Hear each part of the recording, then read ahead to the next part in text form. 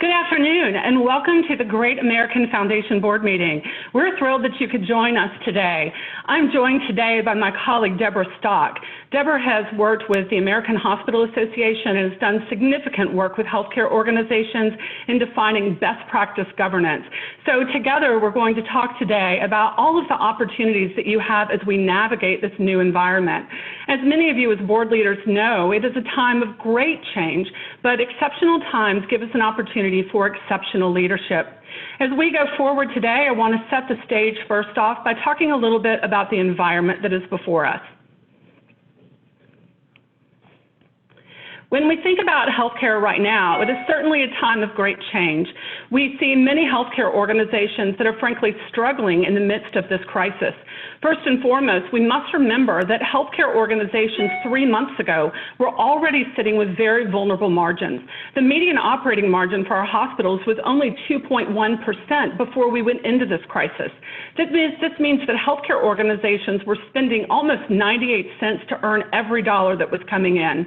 However, in the midst of this COVID-19 crisis, as you know, many organizations, well, all organizations now have canceled their elective and optional procedures. With that, it means that many organizations have experienced a significant decrease in revenue and in census.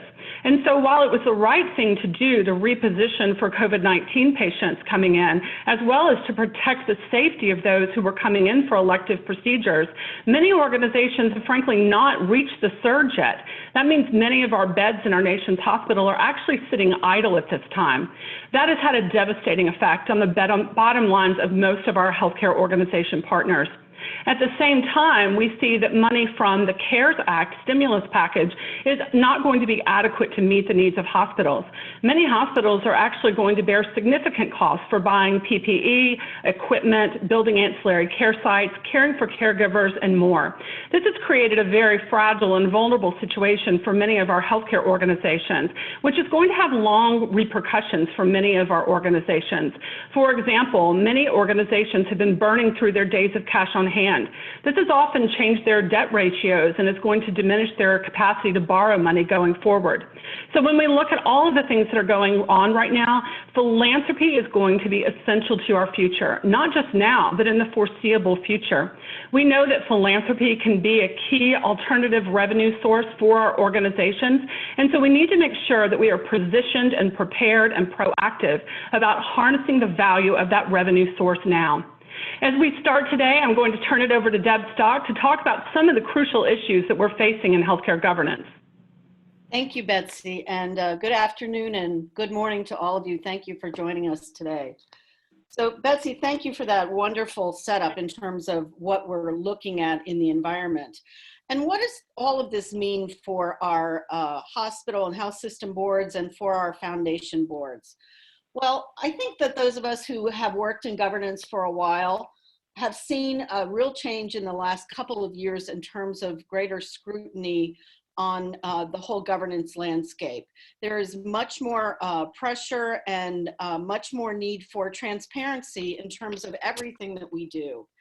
And so what this increased spotlight means, particularly in a time of a crisis, is that we really need strong leadership and we need to stick with what we know are our best governance practices and be willing to demonstrate the leadership and the transparency and the empathy that our stakeholders and our communities need. So, strong governance, what does this mean? Being willing to be in the spotlight, doing all those things we know an excellent board does in terms of its culture, making sure that we have excellent board management dynamics and really greater engagement of our boards and with our constituencies that they govern on behalf of. So in a crisis, how do we stay focused? That's one of the things that I get asked an awful lot. And I think the way we do that, if I could have the next slide, is by sticking to what I call our true north. And what is the true north for us with foundation boards, with hospitals and health systems? Well, it's very simply the reason that we're in business. It's our mission. We're there to care for our patients and to take care of our communities. And it's that mission and those principles and those values that will still provide us with our direction and the context for making our decisions. This really is a time for us to enhance the trust in us as organizations. Trust is probably our greatest asset in a crisis. It's a time for us to demonstrate accountability, and it's a time for us to understand that never more so than before, our patients and our communities rely on that blue H that they've always relied on to be the place that is going to care for them, take care of them, and help them in this time of crisis. And foundations play such a key role in the missions of our organizations, existing to raise the financial support for hospitals, helping to communicate with our communities about what the hospital is doing, how it's impacting the community in positive ways. And so foundations just play such a centerpiece in our true north, in our missions, and in the reasons that they exist. So what do we need within a crisis response? What are those abilities that are going to hold us together? And I think there are a couple of them, and in some ways they're challenging because they are a little bit contradictory to the way that we often operate as foundations and as hospitals, but they are certainly capabilities that are needed now more than ever before. One is, I think, immediacy. So how fast can we respond to a change in the situation, to whatever aspect of the crisis is right in front of us right now? How fast can we pivot? The second quality that I think of in terms of needs within a crisis is resilience. It's that capacity to respond. It's the toughness that we demonstrate in the midst of difficult forces. And then the third quality is agility. That's the ability to be flexible, to be adaptable, to recognize that we perhaps need to take a different course.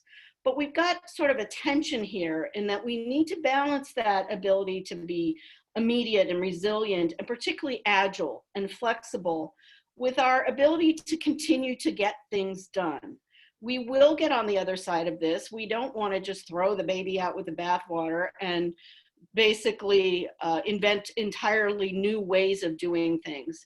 So it's striking that balance. And one of the roles I think that the board has in this whole crisis is really to set the tone in terms of responsible resilience, being able to act immediately, and doing that balance between agility and process in order to get things done. And really recognizing that everything that is done in this crisis, the way the foundation acts and the hospital acts and the clinical areas act, they're all interdependent on each other. That is another quality about a crisis that I think we all need to recognize. So, crisis preparedness. I know many of us these days sort of feel like we're that guy standing up there on that rock.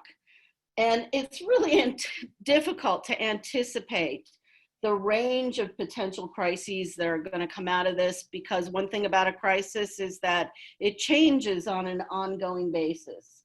But we still need procedures, and we need a communication plan when one arises. So let me talk about some of those things. One is that boards really need to think about contingency plans and preparing for continuity. That is, how is the organization going to continue its work as operations are disrupted for an unforeseen amount of time? The board's role in this is not to develop the actual plan, but to work with the management to make sure that plans are in place for thinking about, what critical programs need to be addressed in a different way, what needs to be done to keep the organization moving, how are we going to support a team of remote workers, etc. How are we going to reach our fundraising goals if we can't operate in the same manner that we've done in the past? I think what we need to recognize is that we've all got ways that we've been doing things, particularly around governance. And if we're following principles of great governance, those work well. But it's not to say, could you go backwards, please? It's not to say that we don't need those right now. But what I think, going back to the point about agility, is we have to be prepared to understand and to acknowledge that our current playbook may not even be relevant, that we may need to adapt, and we may need to rapidly iterate the way we do things. So if you don't have a plan now, you're going to have to figure out how to do some things. One of the things you're going to really need to think about has to do with communications. And I want to spend a little bit of time talking about that. Your hospitals and health systems will have overall communication plans, which hopefully are communicated to every area of your organization, and they should be the guidepost for the foundation's communication plan. In this time of crisis, I think it is very, very important that we think about over communicating with all of our stakeholders. They need reassurance. They need to understand what's happening. They need to be brought into our world and what we're doing. It's also very important, as you're developing communication plans, to understand who the point person is in communicating, what you're communicating about, and through what channels. I think it's very important that foundation board members are prepared with talking points and stories to talk with constituencies, donors, the community about what the hospital is doing. The board members' credibility and influence at community leaders at this time just cannot be overemphasized, and so I think that's really important. Other areas for crisis preparedness that the foundation board really needs to think about is decision making. So are we going to have decision making done as a full board? Are we going to delegate decision making to an executive committee or a task force? And Betsy's going to talk about this a little bit later, but do the parameters of decision making that are allocated to our management, to our executive, need to change so that they can act very quickly and agilely when decision making is needed? And lastly, and most importantly, the board needs to continue to meet. So decisions need to be made about how the board will assemble and make decisions in this area of social distancing. And that takes us to virtual meetings. Now, I know most boards don't have much experience with virtual meetings, but we need to remember that a board only exists when it is convened. Boards as individuals, board members as individuals are not a board. A board exists only when it's together and holding a meeting.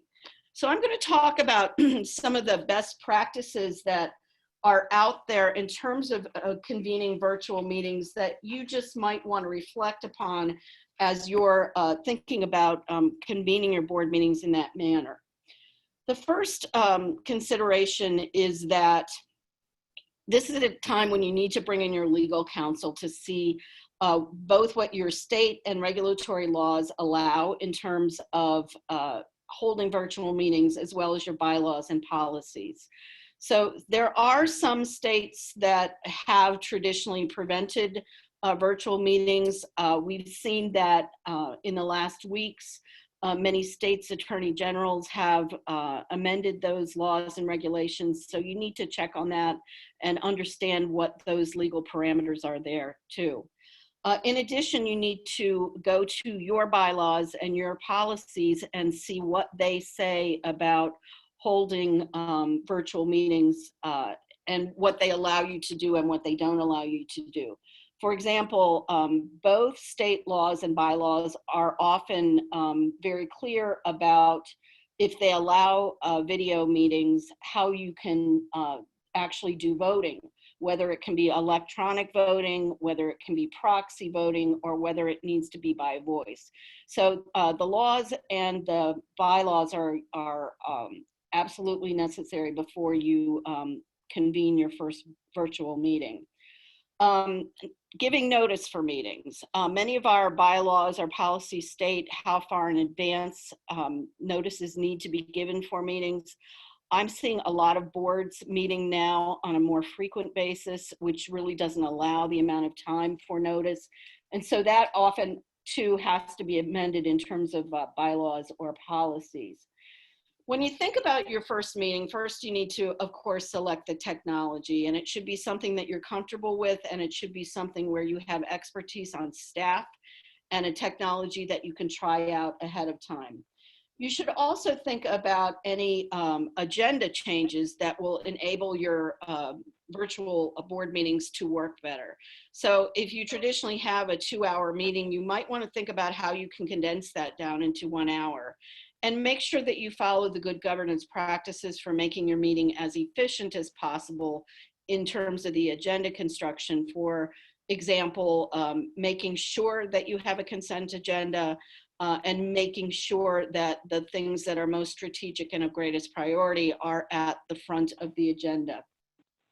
You also need to think about setting some rules for participation in the meeting.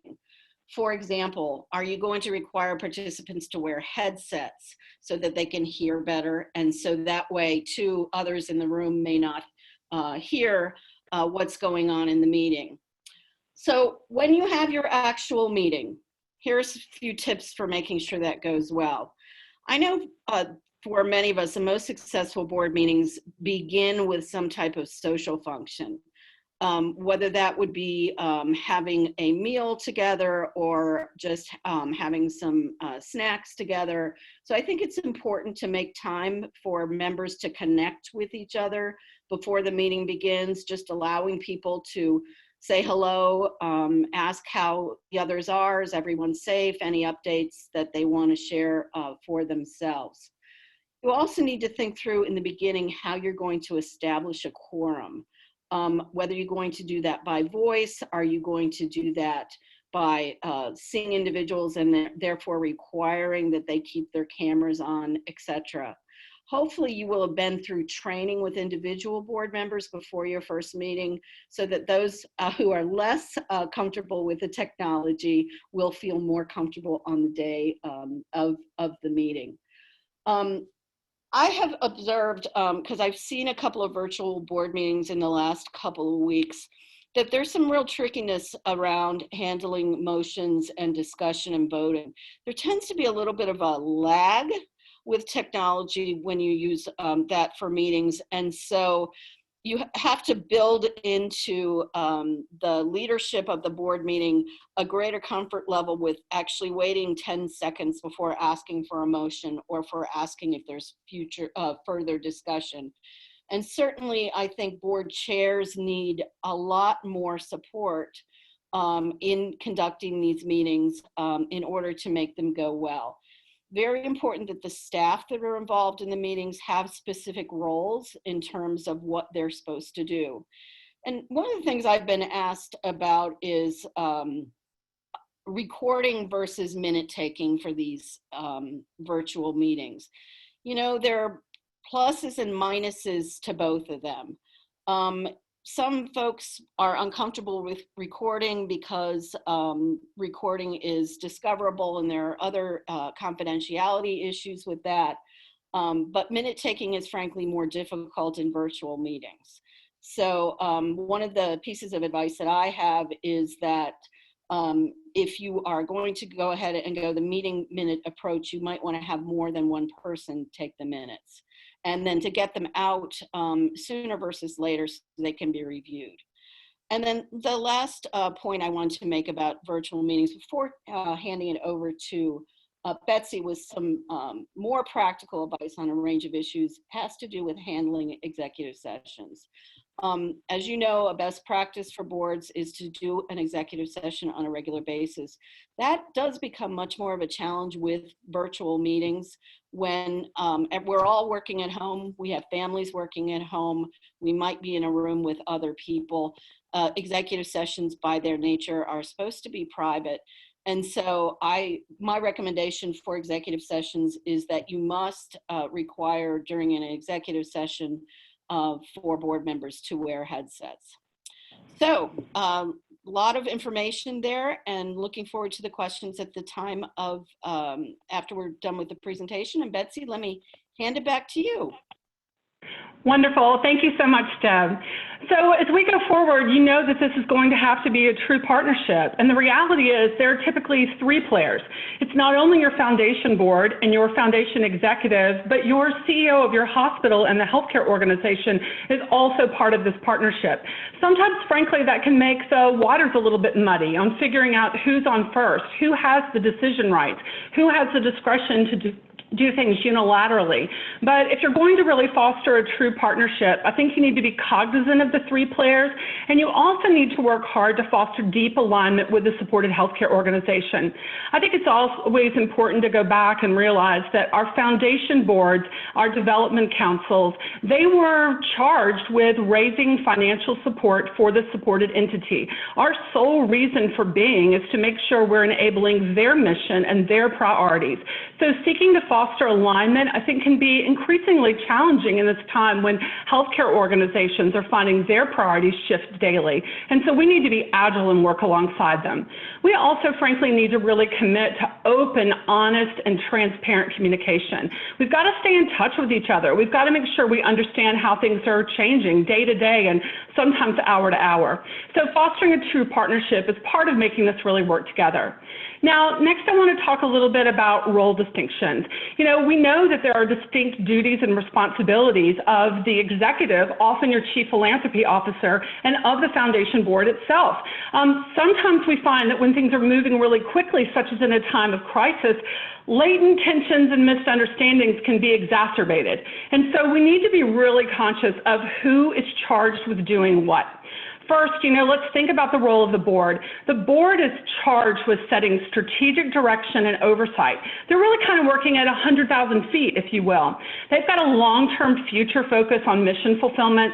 They're setting policy, they're overseeing performance, they're ensuring compliance. And most times they're selecting and evaluating the executive, although that also gets complex sometimes when working in partnership with our healthcare organizations. So then you've got to consider the role of the chief philanthropy officer. That individual is charged with day-to-day operations. So they're making operational and programmatic decisions. They're implementing programs and policies, and they're also leading the staff. So again, while some of the issues can be muddy because of the complexity of the issues and because of all of the players around the table, we need to make sure we know who has the ability to do what.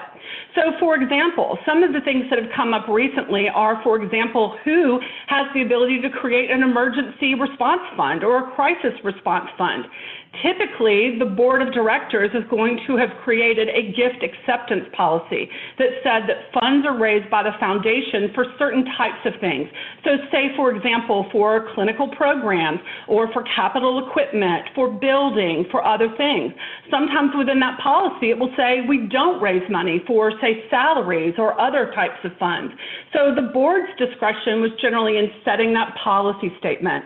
However, the discretion to create the crisis management fund or emergency response fund is a management decision. It's an operational decision. And frankly, your chief philanthropy officer needs to be the one who is identifying ways to be responsive to our communities and to rise to meet their intentions within this crisis.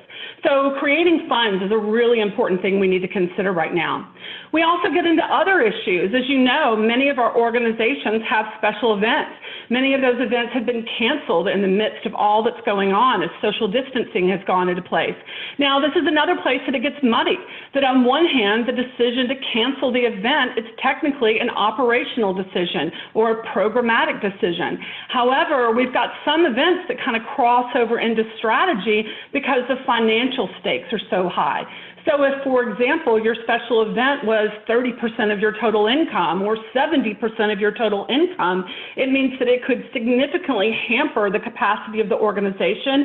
And so that's where I think it's really important for us to stay in close alignment between management and the board to make sure we're navigating some of those muddier decisions together. Although ultimately, again, canceling the event is an operational procedure.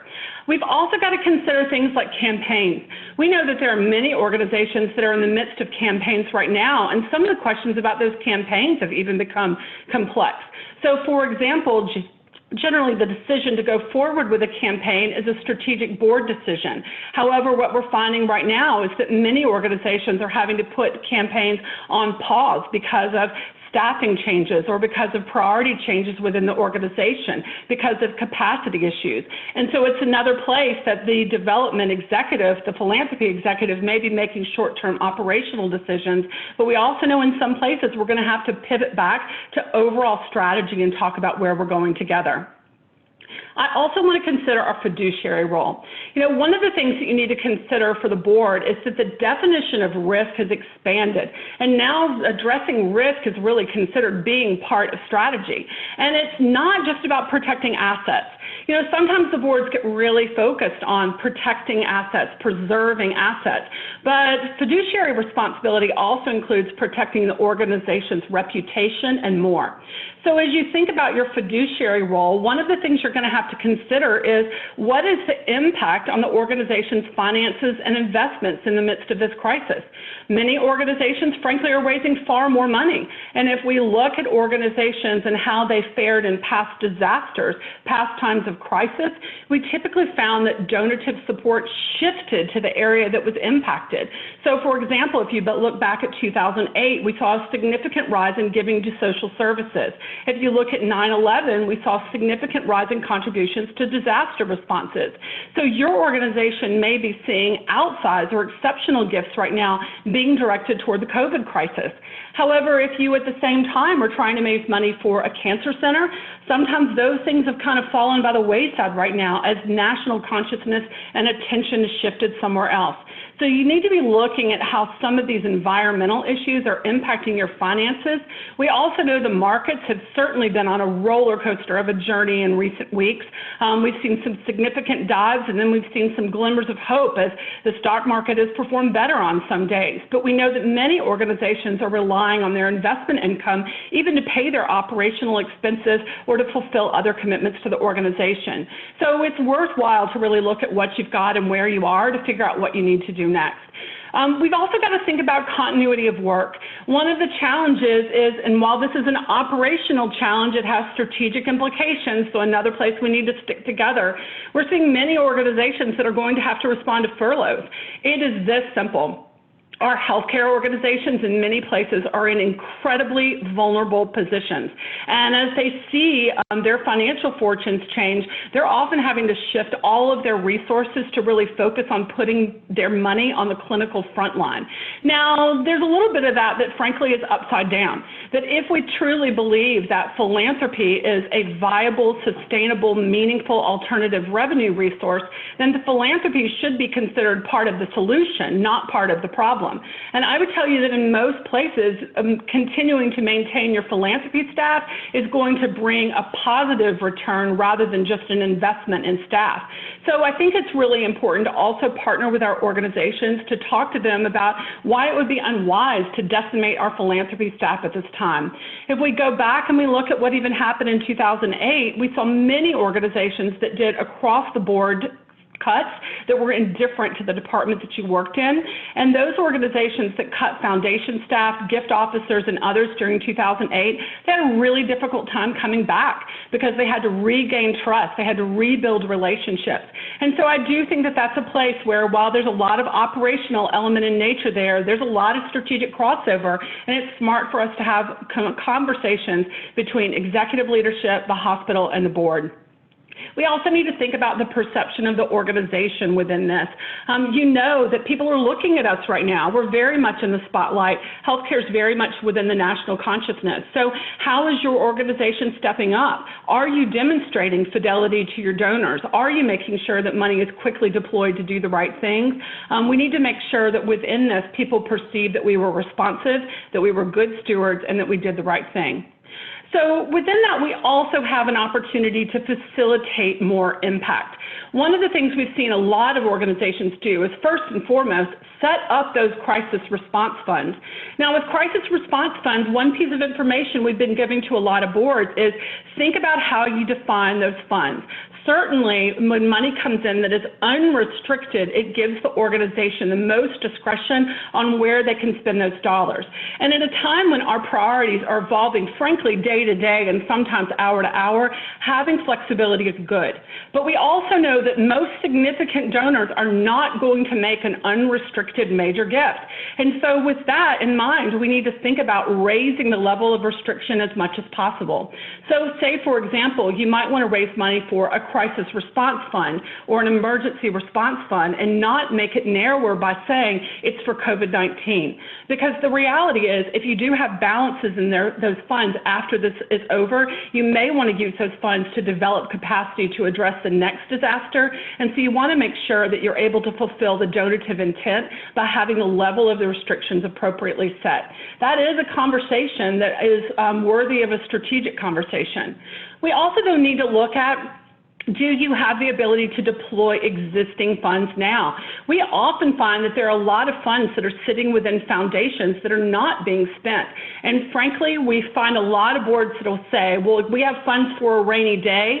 Well, it's storming outside. Now is the time to sit down and go through every single fund you have in the organization and say, can we release those funds and fulfill the donative intent of the person who gave it to us while also providing resources to navigate this crisis? I'm sure that you're aware that we see many organizations that are literally burning through more than $1 million a day right now trying to meet the needs within COVID. And so if we're going to ensure that we're strengthening and sustaining our healthcare organization, we need to again figure out how we can rise to the occasion and provide the funds that could be helpful. Now, I also want to consider a few other pieces of context and considerations for foundation boards. And again, a lot of these are operational things, but I think that they're things that you need to be aware of. First, it is our communication. While everyone is sitting at home, we still have the opportunity to keep our front door open to donors. That means we need to be thoughtful about what is going on our social media right now. How are we letting donors know that they can still connect with us and they can help? How are we disseminating stories of the great things that are going on within our organizations? Social media is a way to kind of keep a sense of community right now while we're all kind of pulled apart. We also need to think about what's going on in our online presence. So say, for example, many of our hospitals right now have a landing page where they have all of their information about COVID-19. You want to make sure that your foundation is also represented on that page. So some foundations have created a crisis fund, but you've got to go 6 clicks in and dig around to find the foundation site to find the button in order to give or to find out what would be meaningful right now. We need to make sure we're really marrying our efforts with our healthcare organizations' efforts whenever possible, just to make sure that we have a way for people to connect with us. We've also got to think about stewardship calls. I know many boards have even said, you know, our foundation teams are working at home right now. How do we continue to fulfill the mission? How do we continue to be relevant? We found that right now stewardship calls to donors are incredibly meaningful. We need to call them, frankly, and just check on their well-being. Let them know that they're a valued part of our family. Let them know how their past gift to our organizations have prepared us for this incredible moment. But we also need to ask them about how they might be moved and motivated to be part of our work at this time. Those are valuable endeavors, not just for your foundation team, but for you as board members. You know, as Deb said, you're not considered a board except when you're convened, but there's a lot of individual leadership action that you can take as individual board members right now to really provide value. So if you're willing to even call your close contacts, let them know that they are valued. If you're also aware of people that you might be able to facilitate an introduction to now, we find that a lot of individuals, foundations, and companies do want to support hospitals' efforts for COVID-19. And so sometimes the board member is the perfect connector, the perfect linchpin to pull those gifts together and make it happen. I think it's a time for us to really figure out how we all step up together. And so making those outbound calls, both as boards and as philanthropy staff, is really important. I think you've also got to consider how the organization is going to care for donors. This again becomes for some organizations a strategic decision. If we look back to what happened in 2008, we had many donors who came and said, would it be all right for me to take a payment holiday? So for example, if someone has a current pledge to you, or if they're making a recurring monthly gift to you, some people have said, you know, I need a month off or 3 months off, or I need to delay this. Certainly, we're in partnership with our donors. We're standing shoulder to shoulder with them to achieve the good they have in mind. And so we need to be very agile and responsive in working with them around this time when their own financial circumstances may have changed very suddenly and unexpectedly. We also need to consider how we're going to work with donors to extend pledges. Sometimes you've got a current pledge commitment that's spanning over 2, 3, or 5 years. Some donors are going to say because of their new situation, they need to extend those out. Certainly, no one was compelled to make a gift to our organization in the first place, and so we need to make sure that we're being very respectful, kind, compassionate, and empathetic about the situations that people find themselves in now, and to really wholly work with them to accommodate their needs at this time. I think we never go wrong with putting donor needs first, with placing their goodwill and their well-being above our own. As boards, we've also got to consider, though, that there are a lot of things that have come out in the new CARES Act stimulus package. There are a lot of changes to charitable giving where above-the-line deductions have been offered, where the amount that you can deduct relative to your adjusted gross income has changed. However, I want to throw out just a cautionary point for boards and for chief philanthropy officers. Some of those funds were specifically stating as not being for supporting organizations. When we look at the healthcare philanthropy organizations that are out in our universe, we typically see 3 different kinds. We see 501c3 public charities, we see 501c3 supporting organizations, and we see development offices that are operating under the charitable status of their healthcare organization. Often, if you have a foundation, I'll ask the executive, are you a public charity or are you a supporting organization? And they often do not know. Sometimes your IRS determination letter also does not indicate which type of organization you are. So if you are unsure of what your legal status is, you need to ensure that you're running those gifts through the parent organization. So for example, if there's a gift that can't fund the supporting organization, direct them to give it directly to the hospital. All hospitals have charitable status, their deductibility will still be intact, and that way you can make sure that you've protected the deductibility of your gift for those who are trying to support the organization. So, outside this crisis, we've also got to think about how we're going to move forward. One of the things that you're going to have to consider as an organization is how you're going to realign or recalibrate your strategy. Many strategic threats have been rising quickly in these times of crisis, and so we need to evaluate the new threats that can undermine our strategy. For example, we know the economic landscape is fundamentally changed at this time, as well as the ways that we socially interact with other people. We also see a very volatile political and legal environment at this time. So we need to figure out how those external threats are going to lead to risks and vulnerabilities for our organization. And then you need to go back and pressure test your own strategic plan to figure out how you're going to anticipate and respond to the potential consequences. So for example, talking earlier about our financial vulnerability of our hospital right now, we know that with many of our hospitals, their debt ratios are now out of whack with what their bond covenants require. That means that it was going to be very difficult for some organizations to go forward with future borrowing. If you're looking at a considerable campaign right now, that may mean that there are significant projects that need to be put on hold because you cannot borrow the debt that you'd anticipated to go forward. So we need to consider that. We also need to look at the shifting priorities of our hospitals, that sometimes what was incredibly important in January is simply not important as we sit here in April with a new environment. So we need to go back and really validate what are the strategically aligned priorities of our healthcare organizations now that philanthropy could best support and move forward. We also, of course, again, need to be sensitive to the changed economic circumstance of our donors. There are many donors who are frankly going to be fearful for their own finances coming out of this situation, and we need to be very respectful and responsive.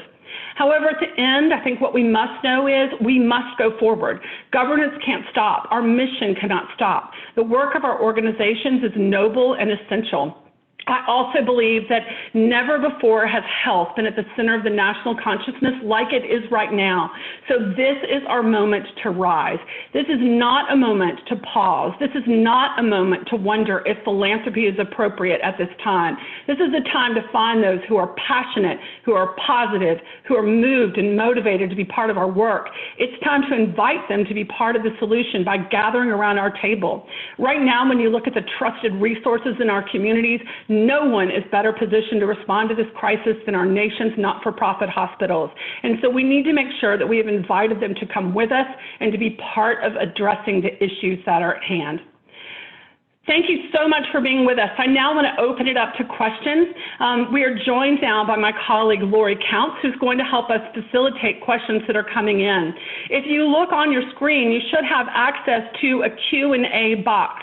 If you want to enter your questions in there, you're welcome to enter them either anonymously, if it's something that you don't want your name attached to, or to say, this is a specific issue that we're facing in our organization and you would love for it to be recognized. So we'll now move to open questions. Lori, I'll hand it to you.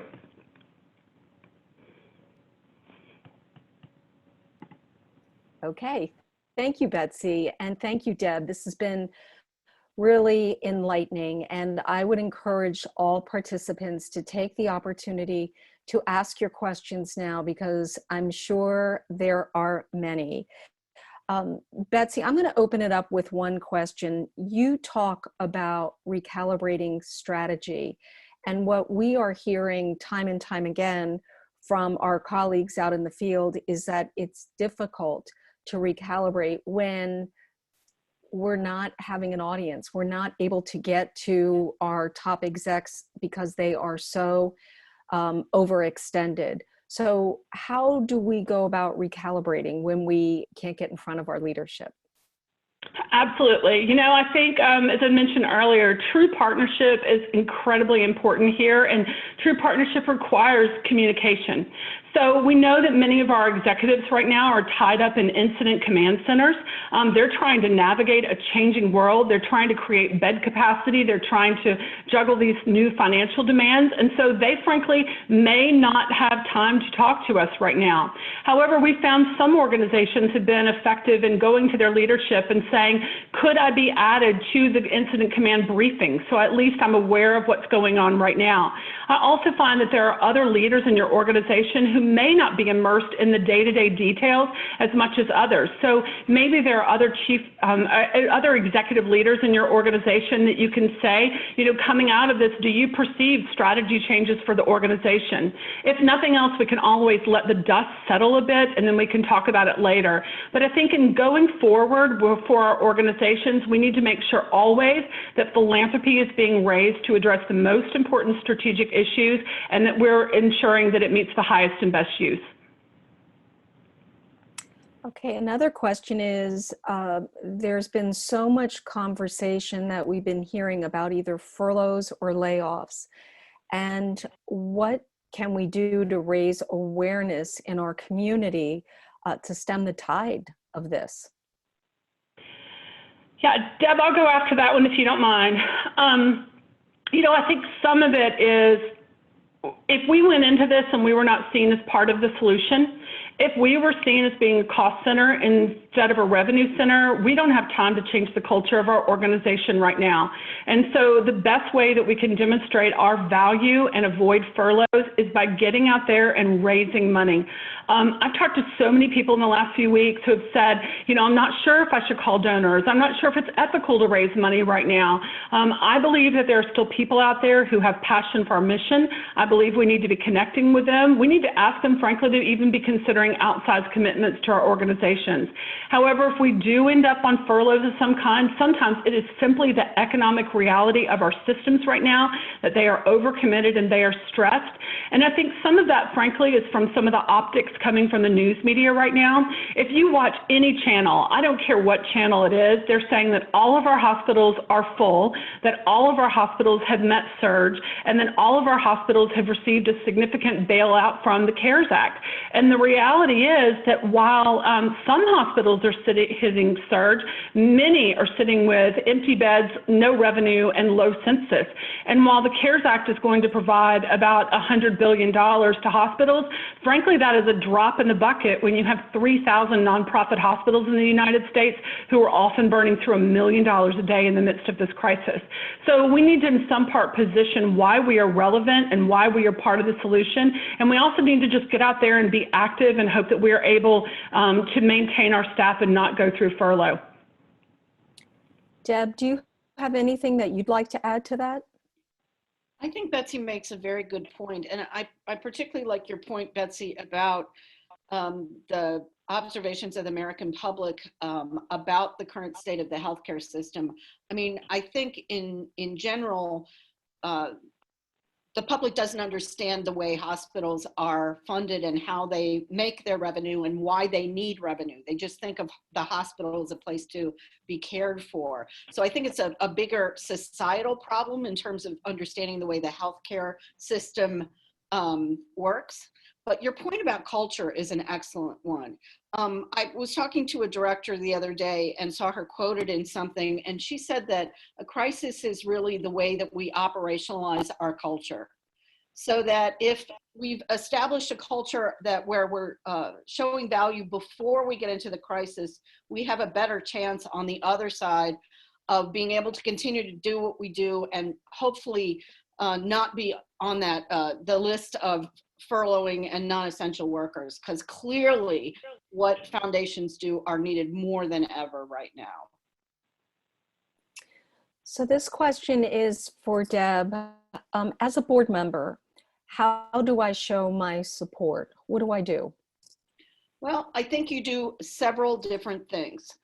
First of all, you try to be the best board member that you can be at this particular time. That means that you absolutely come to board meetings, having read the materials, prepared to participate, and follow the rules or the guidelines that are set up in terms of the virtual meetings.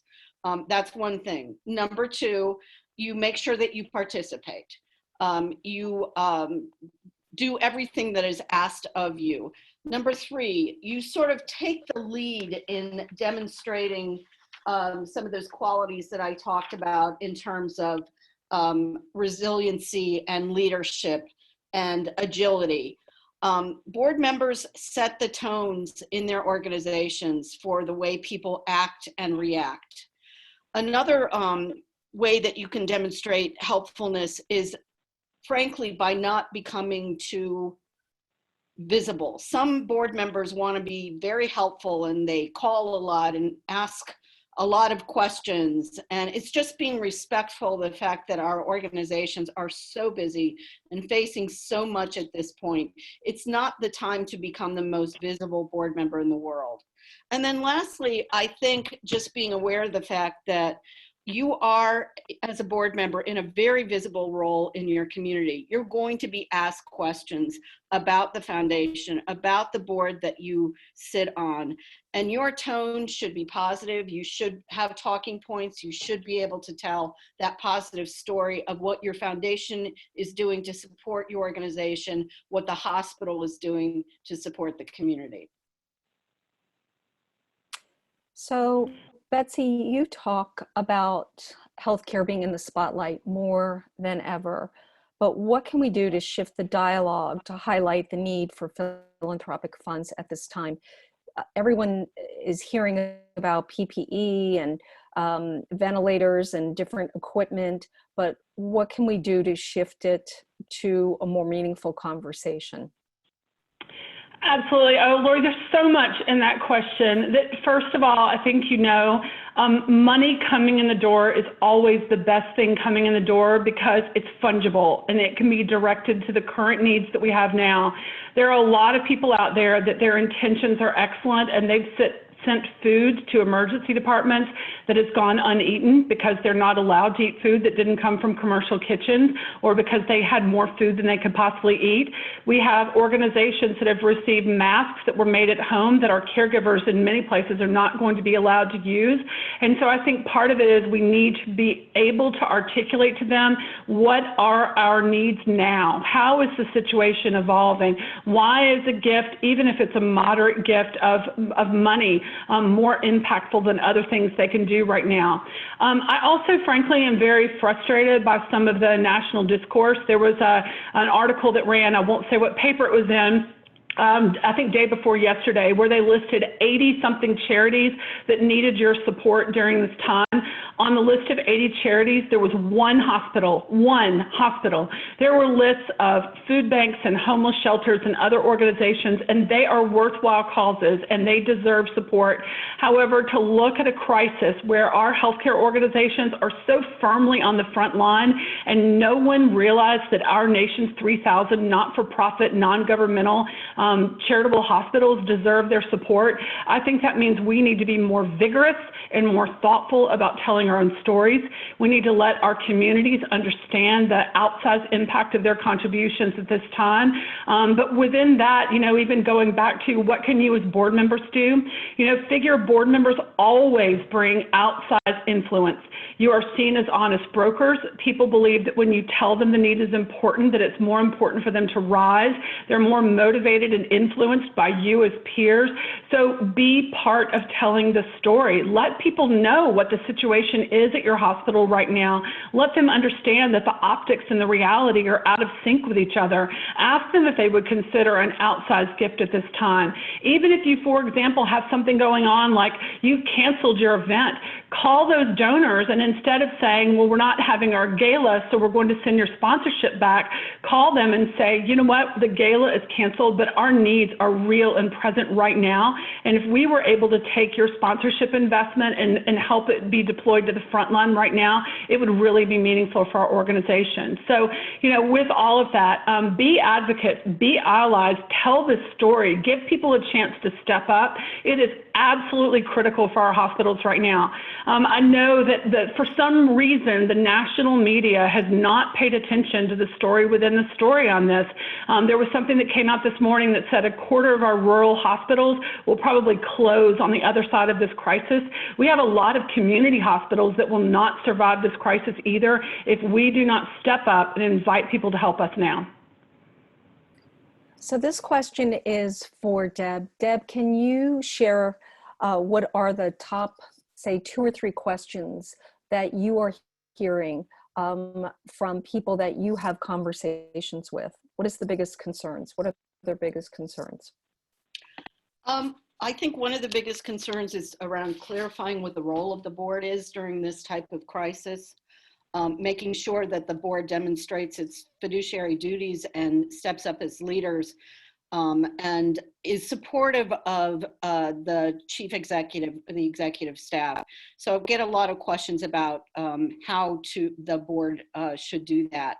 I've also gotten some questions about whether the board should suspend any of its responsibilities during a crisis like this. And the answer to that is that the board really needs to very carefully prioritize what it's focused on. It's very easy during this time to get a little bit off track, and the board needs to be guided by the priorities of the organization. Things will be different for a while. Many boards will meet more often than they have in the past. They need to really focus on that relationship between the board and the executive who's carrying the weight of this crisis on their shoulders on an operational level every day, but making sure the board stays very high in their strategic fiduciary role and does not impede operations by getting down into that whole area. Okay, and Betsy, how would you answer that same question? Oh, wow. I think Deb did a fantastic job already covering it. I would just say, in terms of what questions you should be asking now, I think it's almost to me more about what actions should you be taking right now. And what we can't do is wait. We need to be agile. We can't wait until our next board meeting. We frankly can't get down in the minutia of what is our process even around some things right now. Just make good decisions, be good stewards, safeguard the mission, and move forward. The questions we should be asking are, how do we create impact? How do we help our hospitals? How do we rise to serve our patients? The questions are not about, what does Section 4.1 in our bylaws say? Let's try to do the right thing, follow the guidelines that we put in place, but let's focus more on action than through deliberating what the process is. Okay, another question is, along with all the good press hospitals are receiving, many of them are also receiving negative comments on the news and social media about topics such as having available testing, personal protection equipment, etc. If your hospital, which is located in a small community, is the recipient of such negative attention, would you still recommend continuing your requests for donations? I would.